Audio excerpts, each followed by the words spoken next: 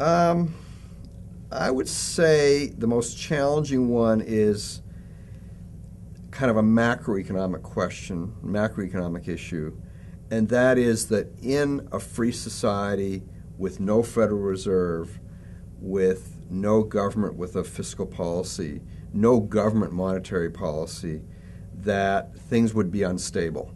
And I think that's false. I'm more and more confident the more I read about it that things would be stable. But I'm not 95% confident. And also, it's challenging in the sense that people who have my views, I think with our blogs and everything, we've made a dent on lots of issues in the way other economists think, more mainstream economists think. I don't think we've made much of a dent there. And I'm not sure why exactly. I think it could be because people are so influenced by the Great Depression and they haven't really looked at it carefully. They've kind of accepted some half-truths about the Great Depression. So I think that's one of the biggest challenges. The other is my co-blogger Brian Kaplan has been blogging lately about immigration and how he would completely open our borders. And I think I agree with him, but I'm more nervous about it than he is. For example, I mean, we have 310 million people in this country now. Transportation's cheap. If we completely opened our borders, would we have 600 million people in 5 years? And if the answer is yes, is that necessarily a problem? I'm not sure. But it's kind of going into this unknown territory. And so the challenges are from people who worry about that even more than I do, and certainly more than Brian does.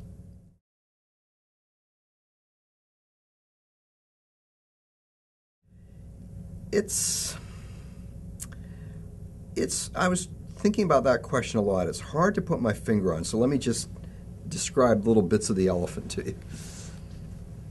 In 1978, I would say that was the peak of the mainstream's acceptance of free markets, libertarianism, the critique of government. And I think it was because government was doing so badly. We had inflation in the double digits that was threatening. We didn't know where it was going to go. And I ran into mainstream economists. I was in my late 20s. I ran into mainstream economists in their 40s who were pretty worried. You know, can we even stick at 12% inflation? Will it go to 20? That kind of thing. We had inflation putting us in higher tax brackets, so the government getting a bigger and bigger share of our income. We had the Nixon-Ford-Carter energy mess, the price controls and all the regulation that it led to as a response to the shortages. So the price controls caused shortages. Then instead of saying let's get rid of the price controls, they say let's dictate fuel economy in cars and in houses and buildings and so on. So we had that whole mess. And there was a critique of regulation, there was a critique of high taxation, and a critique of inflation. And they all kind of came together in the late 70s.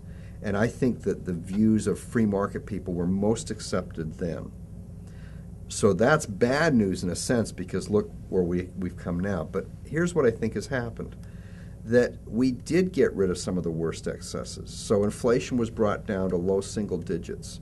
We got the tax system under control, so it wasn't taking a bigger and bigger chunk of our income. We got indexing under the Reagan tax cut.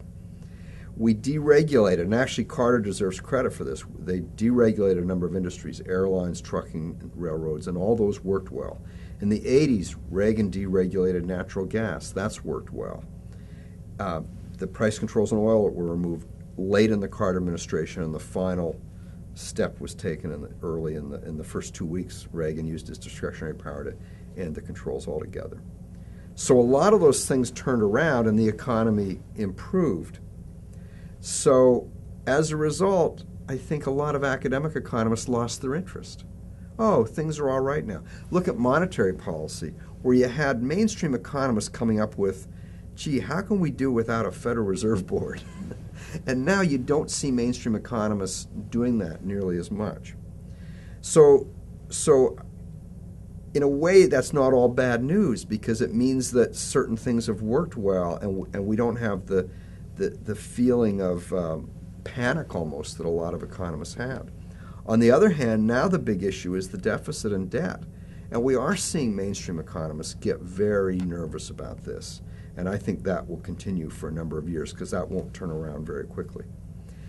Then the other news is on the younger economists. I think George Mason University has had and will have a huge impact on the economics profession in the long run because they've got a lot of energetic, smart, active people, active in the publishing world, active in the blogging world, churning out economists, PhD economists who are very excited about these ideas that are generally ending up at second and third rate schools, but every once in a while ended up at what's officially thought of as a first rate school.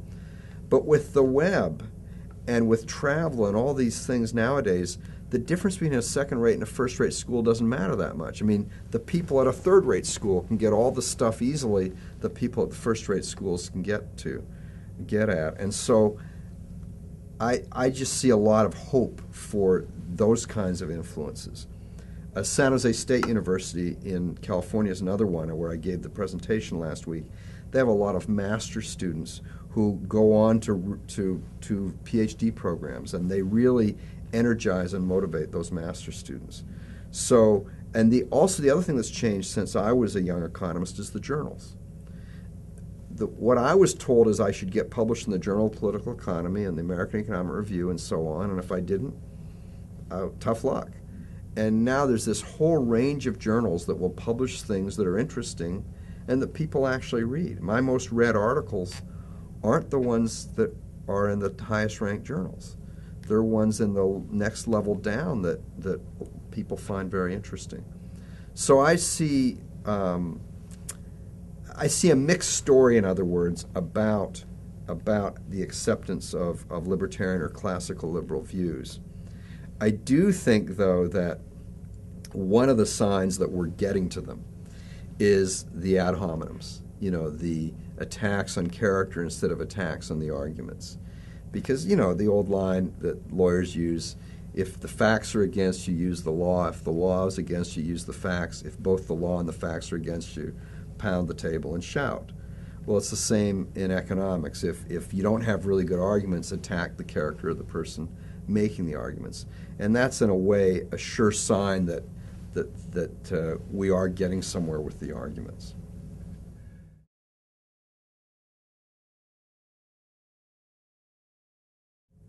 I think it'll depend on the particular person. So, for example, if we're talking about an economist in the situation I'm in, I think I'm doing the things that make most sense.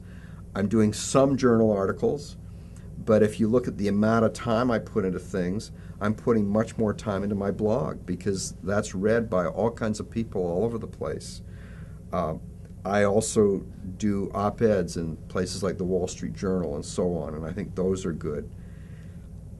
I know one practical thing which economists could do and philosophers could do that I don't think we do enough of is go and talk to a group of businessmen and tell them that we think that when they're serving the public and they're not lobbying the government to give them special privileges, they're heroes. I mean, I don't think they hear that very much. And so I think that would be a thing to do that's easy to do. You don't have to research it. You know it. I was, in Monterey, we have a lot of conferences come because it's a nice setting for conferences. And I have my favorite salad bar I go to, and sometimes if you just go next door to it, you'll see this big conference hall, and I'll just go and see what are the conferences.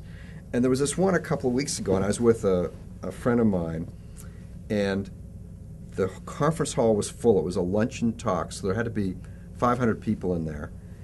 And what was the title or what was the association? Weeds.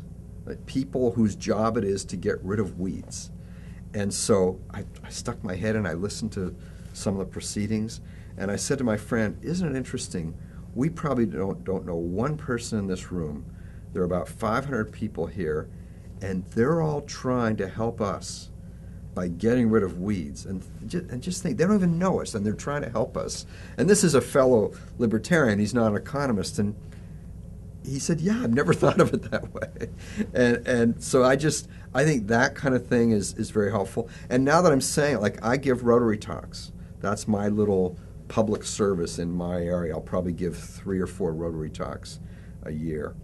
And I realize I'm telling you what I think we should do, and I've never done it. So I think the next time I give a Rotary talk, I'll look out at the audience and say, you know, those of you who are in the private sector and working to produce things for people, I applaud you, you know, something like that. I know it'll upset some of the police chiefs in there and so on, but so be it.